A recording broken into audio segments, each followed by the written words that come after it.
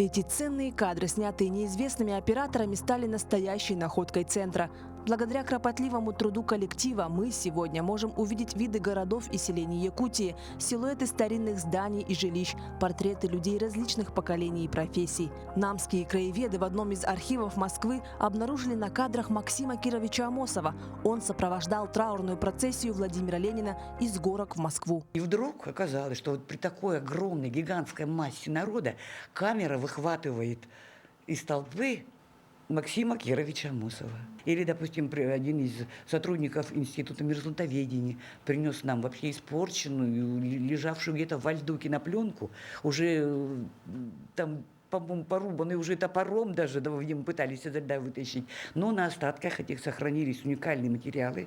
Это была первая экспедиция мирзлатоведов в 1939 году на Верхоянские Тарыны, на Лиги. Прежде чем материал будет занесен на хранение в фонд центра, проделывается обширная работа.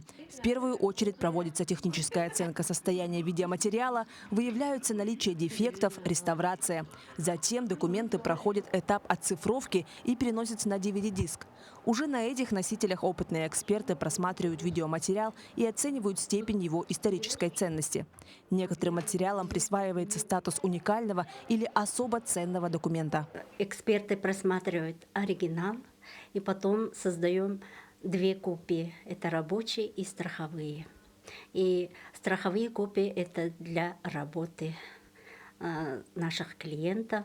Работа по сбору материалов ведется со многими организациями всей республики. К примеру, сегодня в руки специалистов была передана очередная ценная находка. На 16-миллиметровой пленке запечатлен юбилей Тогусской школы из Вилюйского улуса. Школа была основана в 1931 году.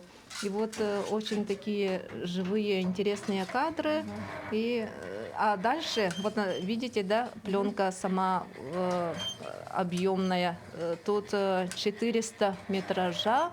И дальше еще мы пока вот не знаем, что дальше у нас будет. Для просмотра всего принятого на государственное хранение материала потребуется около 10 тысяч часов. А метраж уникальных фильмов и сюжетов на кинопленке равен расстоянию от Якутска до Золотого кольца. Стоит отметить, что помимо хранения, сбора и приема материалов активно ведется видеофиксация значимых событий современной истории Якутии. Марферина Алексеева, Павел Пахомов, Якутск.